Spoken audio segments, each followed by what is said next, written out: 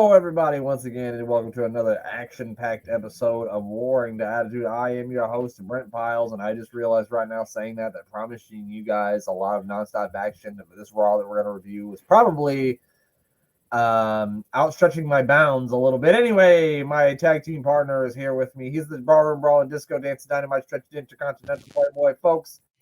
He's more over than 2 of it in a river. Glenn, how you doing? I'm very good. No warning about decent wrestling this week. That won't be necessary, no. I actually looked at the results of this thing before I actually watched it and went, oh boy. Oh boy. I literally thought we're looking at an episode of, I thought we were doing an episode of the Mayor of the Superstars, but we're not. No, Superstars is better than this. Way better. Highly more entertaining than this was. This only had one dodgy jobber. Well, I think there was 2, wasn't there? Oh, no, yes, there was 2. Yeah, there was 2. The third one, I wouldn't. Aldo Montoya is not considered a jobber, but he might as well. He did a good job, though. Well, he did a job. He did a good job of doing a job. Yeah, exactly. Yeah. Well, I don't think we have a lot to flap our gums about before we get into this episode, so let's just dig right into it. It's been a quiet weekend after last weekend. Yeah, there wasn't. Yeah, not a whole lot going on in wrestling this weekend as opposed to the nonstop action. Just I've not stopped this weekend. It's hence the reason that I was watching this tonight as I got home from work. Yes. Glenn suffered himself through this afternoon, and I suffered myself through it this morning. It is Monday Night Raw. No longer Monday Night Raw, Glenn. It is now Raw is War. That is one of the best things about it. Seeing that, the warehouse and that entrance, that brings back happy memories.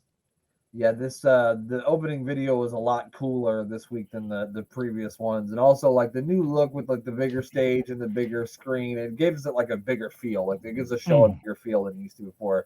Because before it seemed like you were doing it from a local your favorite local high school gym, and now at least it doesn't look like that, Yeah.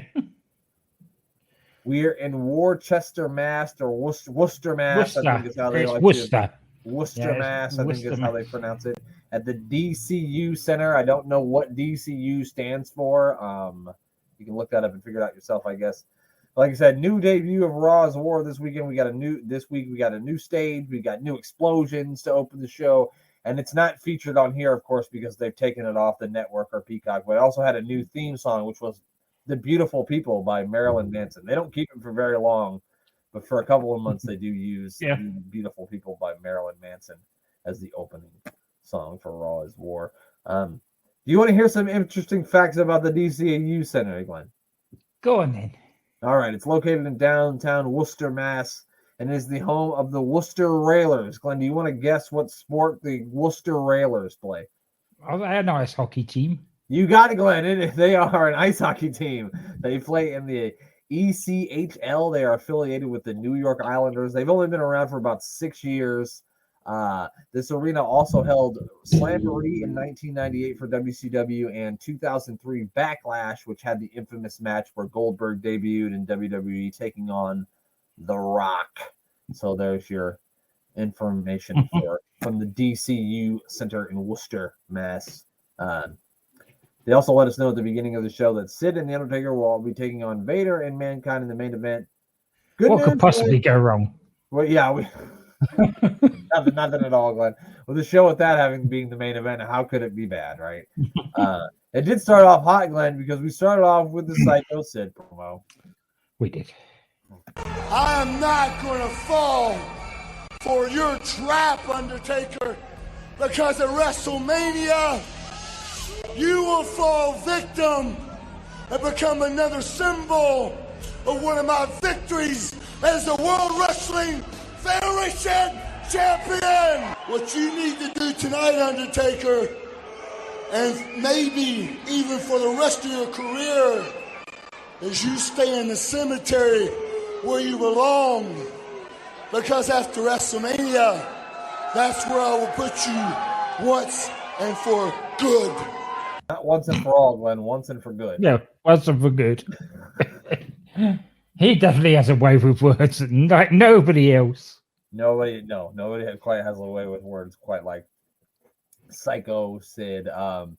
So when he finishes his promo, that brings the Undertaker out to the ring. And they basically do a whole thing where it's, I'm not going to be your tag team partner. No, I'm not going to be your tag team partner because you're up to something. No, you're up to something. No, you're up to something. No, you're up to something. That's basically all this was. Yeah, but the Taker had a point. He said, we can make sure that Sid doesn't get injured because he doesn't want him injured and not being able to defend the title at WrestleMania. He also said, like, if you get hurt, or if I get hurt, you get to keep the championship. I'm like, I don't know, man. I think it's WrestleMania. They'd probably find another opponent for him. I don't know. Yeah, probably. Or even if he gets hurt, they'll probably find a new opponent for you. I mean, it's WrestleMania. Yeah. The streak will go on, but it wouldn't be for the title. Right. And then Paul Bearer comes to the ring along with Mankind and Vader, and Paul Bearer with a, you, Undertaker, I will get you and your pretty puppy. It sounds like the Wicked Witch of the West all of a sudden. Yeah. It's very weird. It used to be eerie, but now it's just weird. Calls them cowards. Yeah. Two guys you don't want to be called in cowards. Yeah, these two big giant motherfuckers who are certainly not cowards, not the way I would want to go. And then while he's talking, Vader and Mankind hit the ring and they try to attack the Undertaker and Sid. And at one point, like, I think Vader's like behind Sid or the Undertaker, and so the Undertaker kind of takes his arm back and he hits Vader with it. Or something like that. I don't remember, but Vader thinks that Undertaker thinks that Sid's hit him or some shit like that. I can't remember. Yeah, it was Vader that hit the Undertaker from behind. That's what it was. And he thought it was Sid. That's what it was. Thank you, Clint. I had my wires crossed there, and then basically those two stare at each other as we go into a commercial break. And then, Glenn, it's time for our first Mayor of Superstars match of the evening. It's Rocky Maivia against Tony Law. And this guy is actually a WWF Superstars alum because we've seen him before. He had longer hair, but he was definitely on an episode of Superstars in 1992. Yeah, Tommy. Yeah, Tony the Jobber. He's definitely been around a bit. Yeah, he's been around for a while. And then in the middle, like all of a sudden out of nowhere, here comes the Iron Sheik and Bob Backlund with the Sultan. And I think they challenged Rocky Maivia to a match at WrestleMania, but I'm not really 100% sure what that crazy person was talking about. There was a lot of yelling and screaming and shouting, and that was only Bob Backlund. Yeah, and it was Couldn't understand nonsense. him. Couldn't understand him, let alone his shit. We're going to procure a procurement of a procure. And this goes on the entire match. It actually goes 2 minutes. He's really just screaming the whole time. It was actually really good work for Rocky that he just totally ignored them. He was screaming and yelling and shouting, and he just carried on beating the jobber up. I think it's kind of a running theme during the show because we're going to see a lot of people just come out to the stage while people are wrestling, and they're just going to ignore them and just keep wrestling anyway. So The Rock wins, of course, in a couple of minutes, and then Sultan gets in the ring and attacks The Rock. They kind of brawl. The Rock knocks the Sultan out of the ring and even hit the Iron Sheik and Bob Backlund, which I thought was fun. Yep, and then he manages to slip out. Yeah, he kind of slides out of the ring, and then he finds his dad's old tag team partner, Tony Atlas, in the crowd, who just happens to be there. Just happened to be there. As if he didn't know. Yeah, Rocky hadn't seen him before the show or anything. And then he kind of like pulls Tony out of the crowd and walks to the back with Tony. I'm not even sure what that was even about. But then we got the PlayStation Slam of the Week, which was Ahmed Johnson. Poor old Leif Cassidy. He's scarce. What do you think about how he becomes Buddy's Al Snow? Yeah, with a name like Leif, it is sad. Never good for you. The nice thing about this Slam of the Week was it wasn't from something that happened 20 minutes ago. So that it. Yeah, it was from Saturday night, Shotgun Saturday Night. So a lot of people that were watching Raw hadn't seen that. Right. And I noticed on Shotgun Saturday Night, they've abandoned the whole nightclub scene, the wrestling Oh, have nightclub they? scene. Oh, that's a They're just shame. in arenas. Yeah, because I thought that was a really cool concept. The next match was a 6-man tag team match featuring 6 AAA stars, which was Heavy Metal, Pentagon, and Perov took on Hector Garza, Octagon, and the Latin Lover. I thought it was hilarious that they build all these guys simply from Mexico. Yeah. I mean, when the Canadian guys come out there, they don't just go, "Oh, here's Tony Raw from Canada." They actually say, Quebec, Canada. But these guys are just from Mexico. But that sums the match up as well, really. I bet, well, Glenn, we got the battle of 2 shapes. I bet you didn't think that would happen because Pentagon took on Octagon, and it's the battle of 2 shapes, Glenn. And I never thought I'd see that. No, that's true. You didn't think of that, did you? No, it didn't. They also show Hunter Hearst Helmsley's mysterious woman in the crowd during this match, and security trying to get her out of the arena. Which gets more interest from the actual crowd than the match was. Well, fucking got more interest from the cameramen, the fucking commentators, everything. Everything got more attention than this match did. We're also going fucking split screen crazy again because during this match they show us a split screen of all the times that woman beat up Marlena, and they also let us know that she has been arrested. We also got a bit of a promo from one Brian Pillman, and because it was so good, I'm going to play it. Well, Vince, it won't be long. And I can't think of a better vehicle to kick it off than Shotgun Saturday Night, which airs at 12 midnight, the witching hour, when all those sanctimonious censors are sound asleep, which means I'm going to say what I want, do whatever I want, and if you don't like it, I don't give a damn, because I'm the ammunition for that shotgun, and you can bet I'll have my finger on that hair trigger. In other words, they don't trust Brian Pillman live on a Monday. Yeah, he only gets to be live at midnight. Yeah, that's it. And I mean, this was a pretty decent match from the stuff you could see that wasn't in split screens. Like they did a lot of shit, and they were flying all over the place. But like, it was hard to even get into it because you couldn't actually focus on the match at all.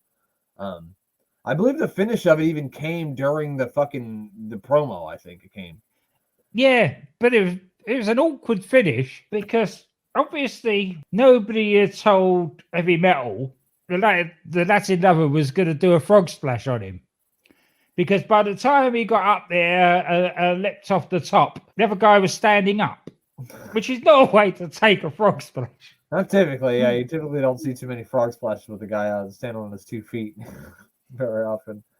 I believe heavy Metal, Pentagon, and Perov did win the match, but I could be wrong. We didn't even get to see the finish, like I said.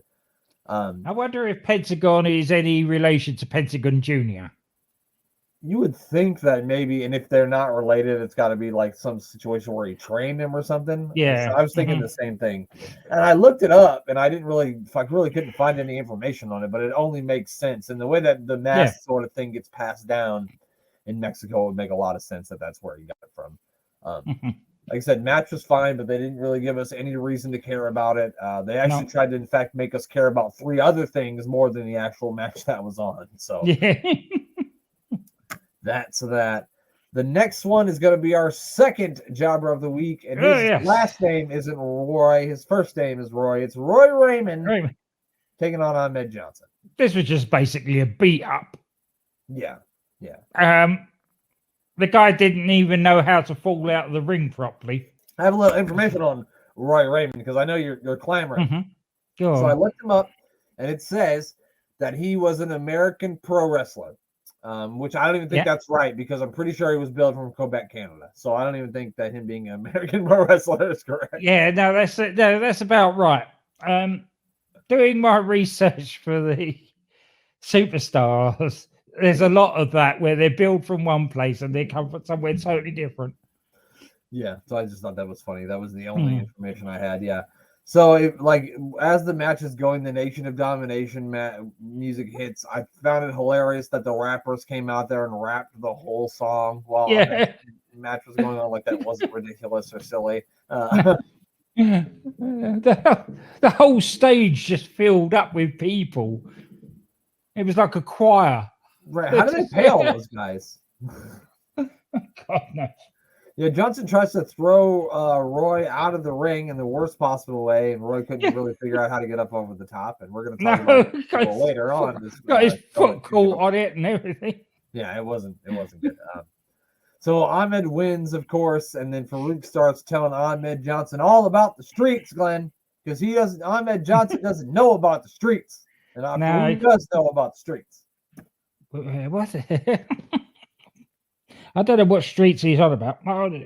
Yeah. It also brings Ahmed Johnson's announcement that at WrestleMania he's going to bring the city of Chicago with him. Well, Glenn, there's only one man that can do better promos than Sid, or even come close to being anywhere near as good as Sid, and that's Ahmed Johnson. It's Ahmed Johnson.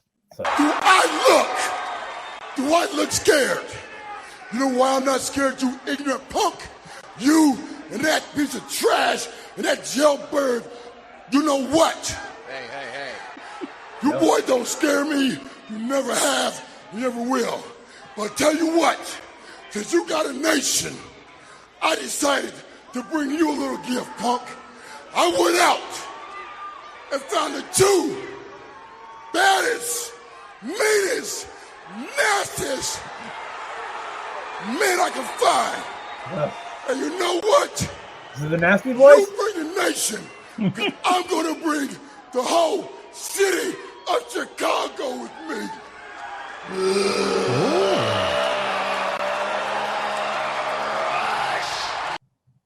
Sounds like the whole city of Chicago's got a bit of trouble with their plumbing. It really does. They are clogged up. They are backed up.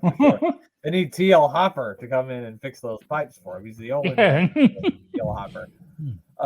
This is probably the loudest the crowd got all night, and in fairness to them, it was probably the only fucking thing that they should have been excited about in this entire show.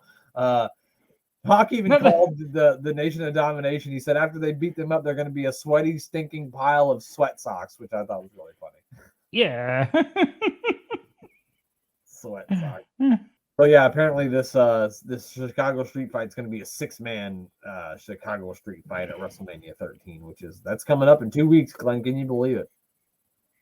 I know. Amazing, isn't it? It really is. So the Bulldog and Owen make their way out to the ring. They are stopped by JR for an interview. JR trying to talk about the match last two between the two and tries to kind of congratulate Bulldog for winning the European Championship, but he's cut off by Owen Hart. Owen Hart's telling him, we're not worried about that right now. We're thinking about, being the tag team champions. And, JR keeps trying to poke at him, poke at Owen if he's jealous or all that. But Owen keeps trying to downplay the problems. And then we find out who the Owen and the Bulldog will be taking on in a non-title match, Glenn. And who are these strapping fellas? John Bradford Layfield and Barry Windham, the new Blackjacks. Yes, and just as hilariously as the 6 AAA guys are billed from Mexico, the Blackjacks are simply from Texas. Texas. It's a huge place, but they're just from the whole fucking state. So yeah, we also got a little promo from the Blackjacks before the match started. And they pretty much said, "Hey, Bulldog's cool, but Owen, you can fuck off." is basically the gist of that. And they also told Owen that he has a quote pretty mouth. So I can't honestly take them seriously because it looks like they got false moustaches on. They look fucking ridiculous. And they call it Blackjack Wyndham and Blackjack Bradshaw. And that might have worked for Blackjack Mulligan, but and Blackjack Lanza, but it doesn't work for these fucking two. And yeah, you're waiting any minute for those fucking false mustaches to just come flying off. Yeah, that's it.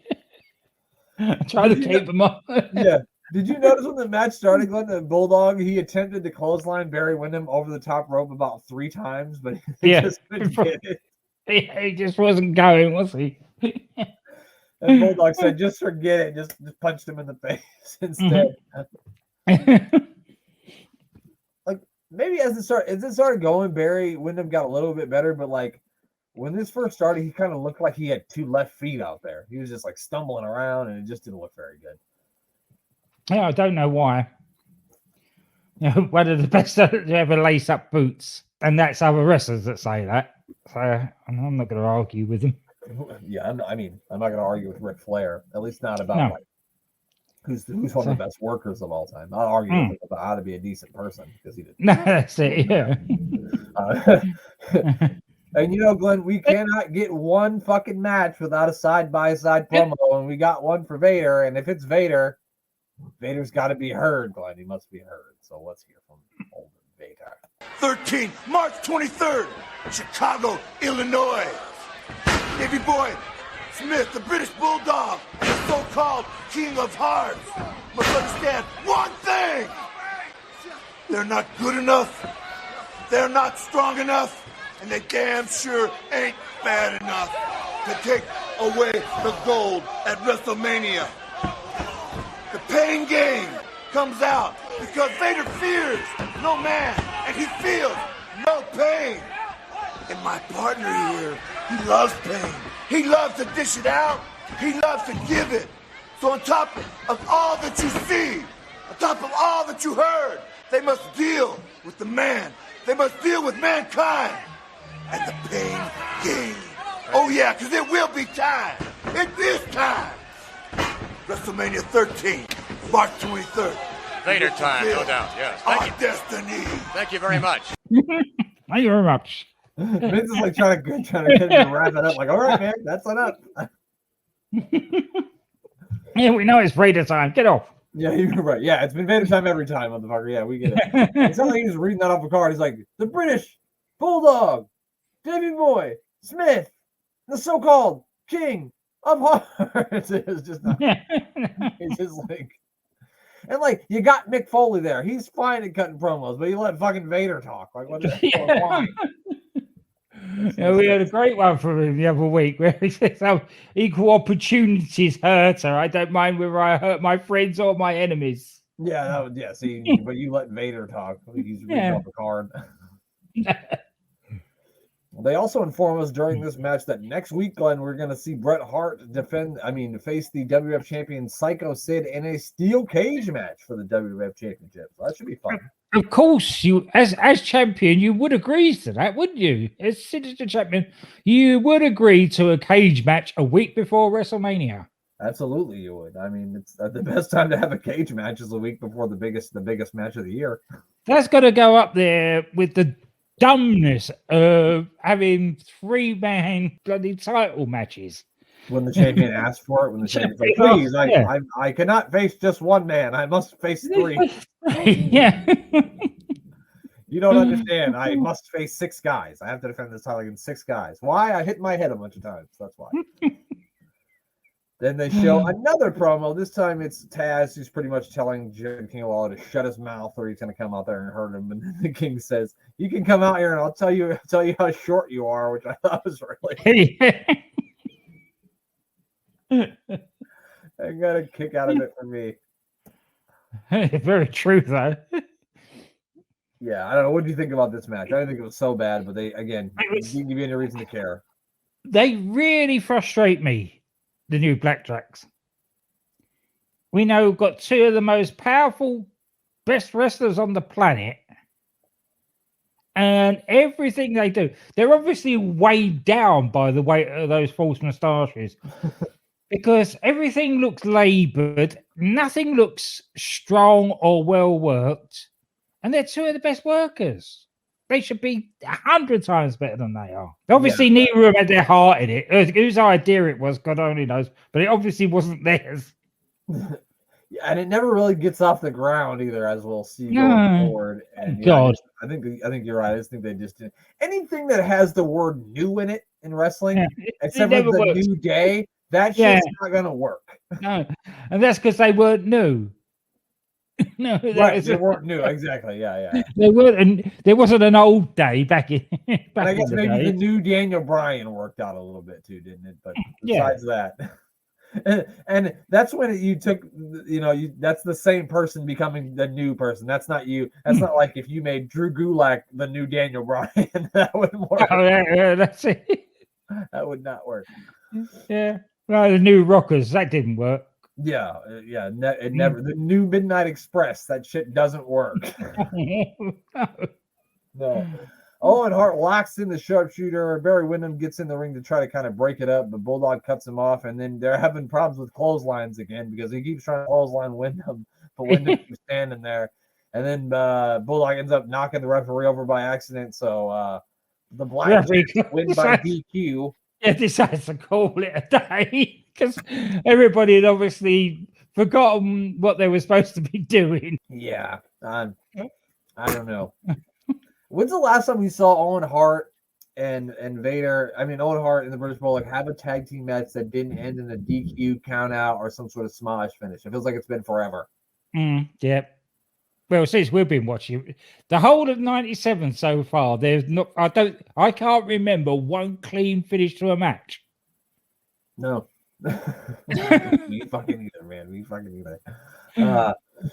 We come back from the commercial break, or the gap that they show for the commercial break, and Taz is out here and he's trying to get at Jerry Lawler, and the two just like start choking each other. And then from fucking nowhere, here comes Sabu, comes flying off the top rope. Just before that, table. Just before that, we do have something advertised that is very relevant. We said we would watch. You have to call 1-900-737-SLAM to vote for the 1997 Slammy Awards. Oh, yeah. The category for loose screw nominees are Sid, Mankind, and Steve Austin. Okay, we're taking Austin off the list because Austin's not fucking crazy. He's just nuts. I mean, he's just a badass. Yeah. Those other two guys are certifiably crazy. Yeah. But I'm going to go with Mankind. Mankind's crazy, but he knows how crazy he is. Sid's crazy in like a crazy unhinged way where he's not sure how crazy he is. So I'm going with Sid. That's my choice. Oh, and also in the notes, there were two others as well. Seinfeld's Kramer and Bob Backlund. Fuck you, good. I'm picking Bob Backlund now that you said that. Yeah. After the shenanigans from earlier on, you've got to pick Bob Backlund. Yeah, it's Bob Backlund. Yeah, so I'm thinking. So we're not going to be able to talk to. So this show is supposed to usually come out on Tuesdays. We're not going to be able to talk to Rob till Wednesday. So maybe in between next week's Raw episode and the WrestleMania 13 review, we'll do a Slammy Award review. Yeah, we've got to, haven't we, really? Yeah, I think that's a good way to go. Absolutely. So be on the lookout for that. In 2 weeks, we're going to have a 1997 Slammy Award review show. It's going to be, I think it's going to be really funny, at least. I watched the first 5 minutes of just Todd Pettengill singing, and it was, God. As good as Todd Pettengill singing should be. Let me just say that.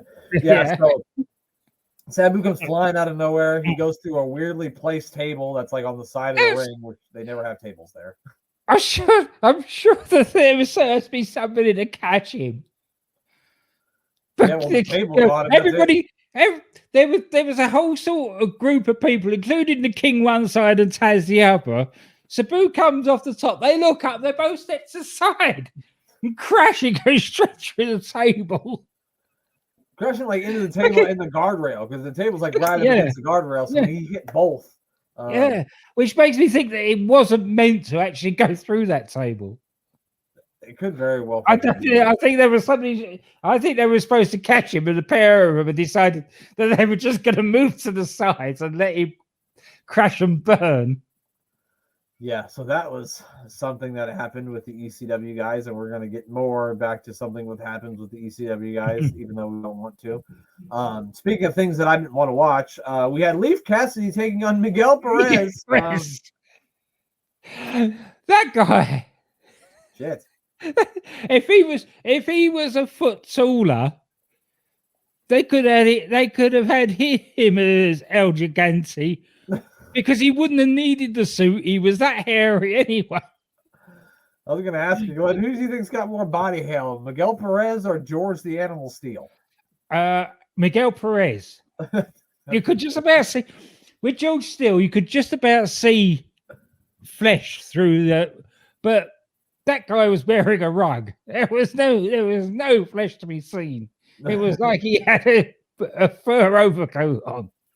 Yeah, it was like he had a singlet over the top. Yeah, he looked like he put a sweater on and then put his singlet over the top of it. Yeah.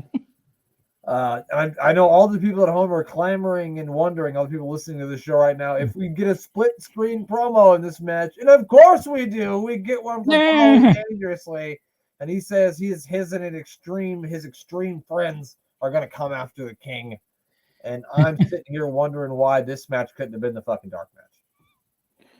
That's right. He said, Perez was brought in as a Latin counterweight to Savio Vega. But the WWS has not have seen a lot of dollar signs in that feud because they didn't bother with it. And he said, Perez needed to be memorable here, but he wasn't. No. The only memorable was the chest hair. Yeah. Yes, so Miguel Perez wins the match that no one gave a shit about, and the only thing I can say to save this show, Glenn, is we got another Sid promo! I don't react, Vince McMahon! I react with the action! And I'm gonna tell you something. See, tonight it's a tag match with The Undertaker against Mankind and Vader. 3 top guns coming to Psycho Sid. Next Monday, I've got Bret Hart in a cage match. Another top gun of the World Wrestling Federation coming to Psycho Sid. But that's okay, because after that, I go to WrestleMania and I face the dead man, The Undertaker. And I go right on after that. Reason why? Just simple, my friend. I am the man, and I am the master, and I am the ruler of the world. Was that music going on in the background before it went to the Raw thing? It made him sound like a used car salesman. Yeah. One of those adverts. That's why I started laughing so hard, because I didn't realize that music was behind. And then when I'm like, is that salsa music he's got going on behind him? It was just so bizarre. Because it was still being cut while Perez was celebrating. It was wonderful because it made it actually sound like it was an advert for something. Yeah, it really did. It was one of these used car salesmen that had never ever done any acting, but would make their own advert. So you'd have all this loud music in the background, and they'd yell a lot. Yeah, come on down to Urban Car Shop where you can get a new car for 25% down, 25% back, 200,000 cash back. That's it. Like that. Yep, that's it. We have a guy here who's really fucking annoying about it, and I would buy a car from that fucking guy if it was the last fucking car dealership. Fuck that guy. Well, the next thing we got was an interview with old Ken Shamrock. I am not going to play any of this promo because I've played enough fucking promos on this show. Enough. Basically, the promos are the best thing in this show. So that's a really good point. Well, they basically announced that Ken Shamrock is going to be the special guest referee for the Austin Bret Hart match at WrestleMania 13.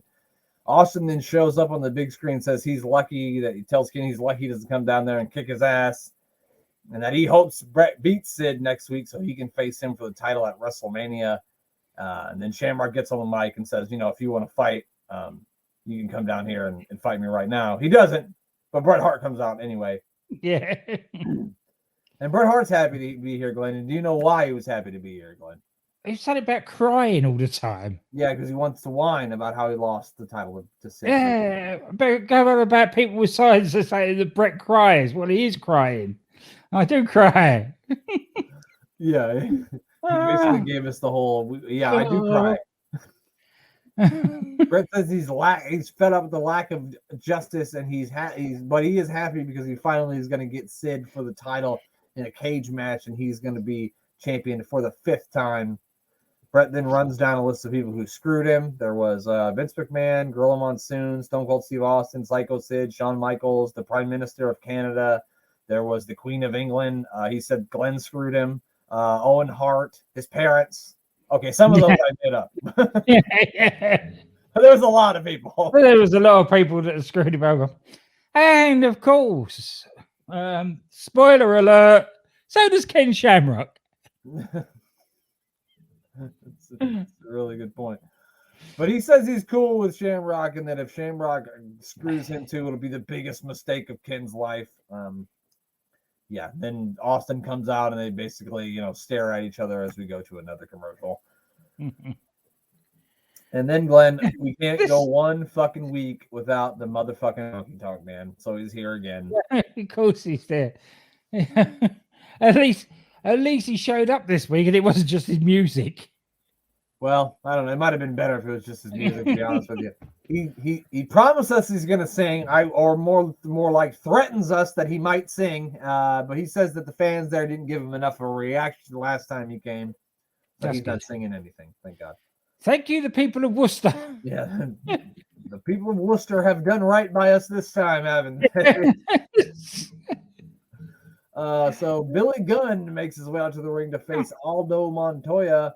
Oh, this isn't. I've forgotten about Aldo Montoya. If anybody doesn't scream Portuguese man of war, it's Aldo Montoya. I wasn't even sure what that even meant. Like as a child, I'm like, what is it? What is he even supposed to be? Why does he have a diaper on his face? I don't understand. No. Don't get it. Billy Gunn's still using the Smoking Guns music, but he's got a bit of a different look here. He's got a black hat, a black vest, black boots, black jeans. This is another match that feels like it should have been on an episode of Superstars. Did we get another interview in this match, you're wondering? Yes, we did. Oh, yes, we did. And I haven't seen undercover with Sonny. And by that point, my skin was even starting to crawl. Yeah. I have not seen the new Dark Side of the Ring on old Tammy and Chris Candido, but apparently it's something. I'm not gonna. I've said many bad things about Sonny, so I'm not gonna say anymore.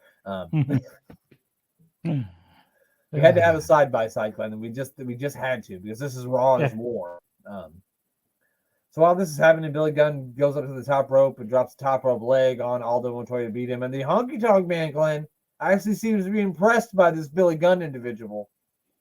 Not The Rock. No, I was looking for The Rock. Not Triple H. Not looking for Triple H. Of course not. No. Billy Gunn. That's my guy. He's the one. And then we get an interview with Mankind. We got to play this promo because it was pretty fucking interesting. So I think I have a much better grasp of reality than people think. I realize I don't need arms. I realize I don't need mommy. The World Wrestling Federation would like you to believe that I just crawled out of a boiler room. Uncle Paul, I spent my entire adult life in preparation for this moment, and I've got the scars to prove it. And now they want to make a big deal out of The Undertaker and Psycho Sid. Well, the real story is that Mankind and the man they call Vader are a team.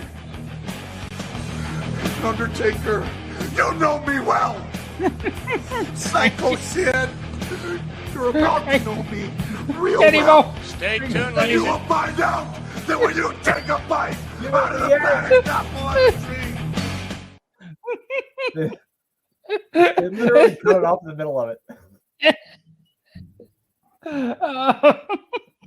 They're like, hey, start playing the music. Maybe you play the music, you'll get the idea. Nope. No, turn it up. Turn it up a bit more. Keep turning it up. Still not stopping. Just go to commercial. The best thing about that promo was like when he threw the urn down, like the look on his face was pretty good. I thought that was pretty good. The next match was another Superstars match. We actually got 3 jobbers, Glenn. I forgot about that. Oh yeah, Tim McNeely or whatever it is. Yeah, Tim Goldust versus Timmy. But this had nothing to do with Goldust or Tim McNeely, really. Hunter and that mysterious woman show up on top of the ramp. He must have bailed her out of jail or something, or she defended the bars and walked out. I'm not sure. They didn't tell us. Yeah. Again, I don't know if half the roster caught the flu for this episode of Raw or why we got so many weird genre matches. But Goldust again gets a quick win. After the match, the strange woman comes stomping down to the ring. The man to ask that question would be Mike Crockett. Yeah, because I mean these are his. One of these guys probably one of his guys. I'm probably. This is it. Yeah, this is it. I don't think he was probably working back in '97, but this is definitely his neck of the woods, and he probably knows some of these guys. That's true. He probably wasn't. He's probably not a whole lot older than me, so he probably wasn't doing a lot in 1997 besides being a teenager. But that's his area of expertise, Massachusetts area. So yeah. So she starts making her way down to the ring. Goldust, of course, quickly grabs Marlena so he can protect her, but Hunter comes down and attacks Goldust from behind. They start beating him up, and actually, Marlena gets a little fiery here, Glenn, doesn't she? This is the line of the night. This is superb. Somebody finally knows about Marlena. Vince, obviously, who else would know about Marlena but Vince, says she's full of spunk. Now, whose is this? Is it Goldust or is it Vince's or whose? But she's full of spunk. Somebody's spunk. We're not sure. Yeah. So she tries to lock in a sleeper on it, but then a bunch of WWF officials come in to try to break things up. But then this mysterious woman just starts chucking officials around like the children. At one point, this Amazon, they're trying to keep them apart, and she's trying to reach in there, and she's got hold of Marlena's dress, and she suddenly thought, "Oh, no, I better let go of that." Yeah, we're about to see a whole bunch of Marlena. Talk about the wrong ring attire for this segment. Yeah, was that dress, because Marlena spent as much time fighting to stay in it as she did China. That's a good point. She really should have rethought her wardrobe before heading out there for this one. Yeah. And then we got Jesus fucking Christ, Glenn. The great debate between the King and Paul E. Dangerously. This is down to you, because I said there are bits that I was going to skip because I was short on time. Yeah. The great debate was one of them. Well, I don't fucking blame you. If there was one thing I was going to skip, I would skip this too. The only thing cool that they had in this whole thing, and I'd like to have one of these in the corner right over here. I'd like to display some action figures on it. They had a cool WWF mic stand. I don't know. Yeah. It's really fucking cool. I like to have it down here in the basement. They start discuss. The first question they're asked by Jim Ross is if ECW should exist, and the King basically says, "I don't even know if ECW does exist." Because other than the 1,100 people that you record your crap TV show in front of, nobody knows who you are. And you're only supposed to talk for 90 seconds, and JR tries to stop, but the King keeps talking and talking and talking until Paul Heyman just starts screaming, "Shut up! Shut up! Shut up!" at him. This definitely got a bit personal. Oh, yeah. Heyman saying, Lawler saying that Heyman lives in his parents' basement. Yep. And Heyman replying to Lawler is how many seesaws? How the seesaws look in Louisville. Yeah, and he said he hangs around in bloody playgrounds. Yeah, and then he also said, your sons don't even call themselves Lawler. Lawler. So I thought that was. Yeah. Yeah, I think eventually this did turn personal, and they weren't working anymore. They were just saying things to piss each other off. And then at one point, ECW superstars start migrating down to the ring. This is happening. First, the Dudley Boys and the Eliminators are out there. Eventually, Tommy Dreamer and the Sandman show up, and Sandman tells Paul, "Just say the word, and I'll cane his ass." Like he's gonna hit him with the cane. And then it turns into kind of a shoot argument. ECW's guys surround the King. The King said he's going to call out all of his friends, and they came because nobody came out. Not before the Sandman decided he's going to bust his forehead open again with a tin can. Well, that's what he does. So they brought ECW on here to, promote the pay-per-view that they had coming up. And I don't know if we're going to see any more ECW after this, but the 2 times they've had ECW on this show, it's done nothing for me. I want to see what's happening on the fucking pay-per-view. Not one fucking second. It's been pants. The whole thing. Yeah. It's been terrible. It has not been good. Hot garbage is what it's been, as they say. The main event of the evening is Before that, we had the Karate Fighters Rewind segment of the week. Oh yeah, and this is the bit that we saw 10 minutes earlier. It's Marley jumping on China. That was the moment the fans have been clamoring for. That's the one. Yeah. Right there. Yeah. To be fair, though, it did get the biggest pop of the night. Yeah, because people wanted Marlena's dress to come off, probably. Yeah, they wanted it to pop. Yeah, they wanted something to pop. That dress to pop off is what they wanted. The main event: Vader and Mankind taking on the Undertaker and Sid. Because even though they said that they didn't want to be tag team partners, Gorilla Monsoon said, "I don't give a fuck what you want. Get out there, you're tag team partners." Mankind and Vader start beating up Sid and the Undertaker. Beating up Sid before the Undertaker even makes his way out to the ring. And the Undertaker certainly didn't get out there quickly either. He said, "Now let him beat him up for a while." What makes me laugh though is a normal Undertaker entrance would have taken about 10 minutes. He didn't bother for 10 minutes and then ran to the ring. That's a good point. Was he in the bathroom? What was he doing? He was visiting the dark side of the toilet, if you know what I mean. Yeah. He was expunging the dark creatures from his body. Yeah. Anyway, so finally the Undertaker makes it out to the ring. He chokeslams Vader. Pretty slow moving action in the beginning parts of this match. Vader and Sid worked a headlock for what seemed like ever. Yeah. Eventually things broke down outside of the ring. The Undertaker tried to jump off the apron and hit Vader, but he missed and hit Sid. So then Sid, hits the Undertaker, and they start brawling. Taker chokeslams Sid. And then it was really cool because he chokeslammed Sid, and then he immediately hit the ropes and did a suicide dive over the top rope onto Vader and Mankind. And I know he goes on to do that a lot more in his later years of his career, but I think this might be the first time he'd ever done it. No, I think he'd done it a few times early as the proper Undertaker back in the day, the real dead man. Could be. Could very well be. And then in this thing too, like the new entrance thing, they have the ring steps right in front of the ring, where you walk in. And so that means he had to hit the ropes, clear the top rope and the ring steps to get to the ring. And I didn't even think about that until just right now. But that's insane. He's 6'11". And Mankind cut his head open the halfway on those ring steps as well. Did he? Yeah. I didn't even notice. There was definitely a bit of colour there oozing from the top of that mask. If you remember, because King alludes to it by saying, even with a cracked skull, Mankind can't be stopped. Sounds about right, yeah.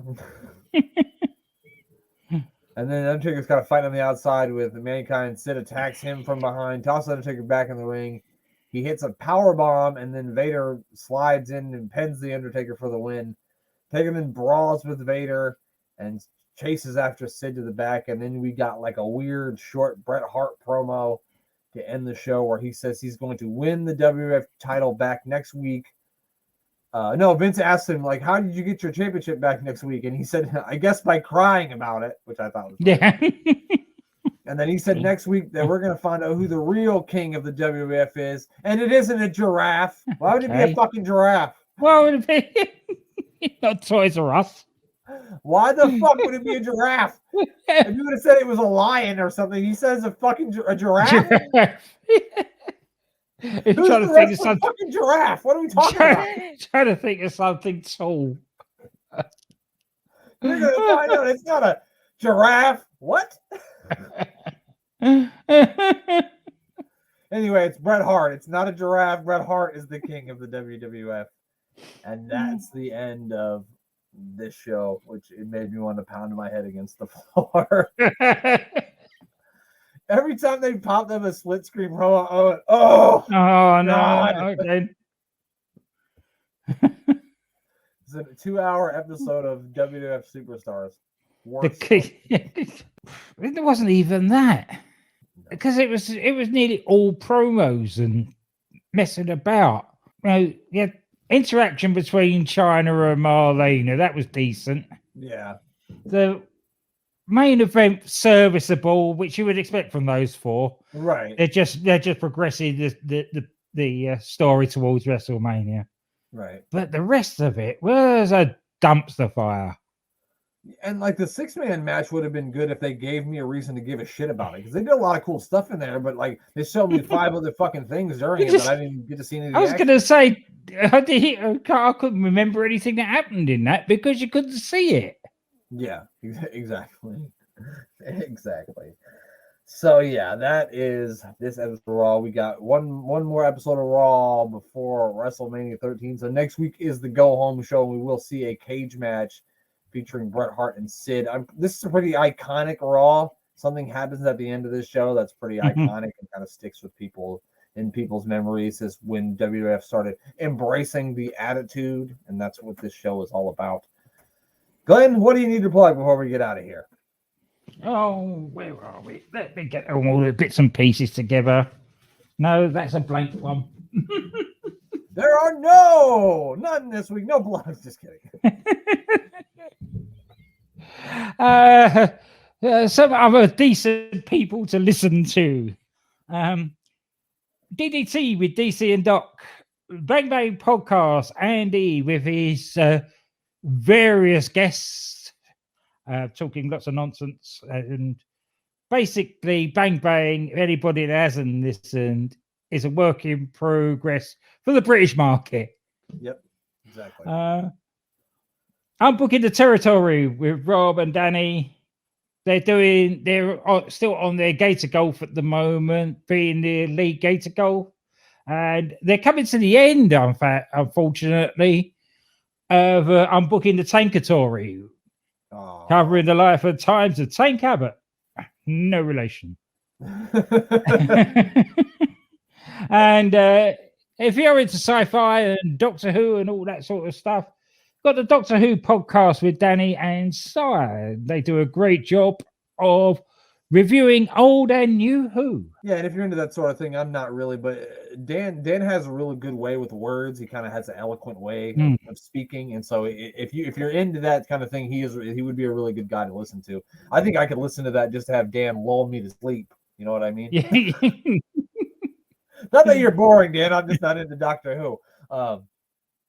But yeah, of course, make sure you check out Sports Wire Radio and give our buddy Thomas Bryce a follow at Thomas Bryce 2017 on Twitter and at Thomas Bryce 2020 on the Instagram. And make sure, as always, you give our buddy, the third member of our fabulous Freebirds, the Mayor of Canton, a follow on Twitter at Mayor of Canton. He does a meal with the mayor every Wednesday, and nobody knows fast food like the Mayor of Canton. And I think that's it. I don't think I have anything else to plug. Do I, Glenn? Only Heritage Cup. Oh yeah, make sure you check out A Cup of UK Heritage. The brand new episode will be up tomorrow. We will be reviewing Noam Dar versus Nathan Frazier and Tyler Bate taking on A-Kid for the Heritage Cup Championship. Just about. Did I get it wrong? Luckily, no, you got it right. It was just about that we managed to review. Oh yeah. Because I tried to forget one of those matches, as I often do. Which is why when Glenn said just about, I thought, oh, fuck, I got it wrong again, didn't I? But anyway, that does it for us. That's it. All we got to do is for Glenn to say goodbye. Goodbye.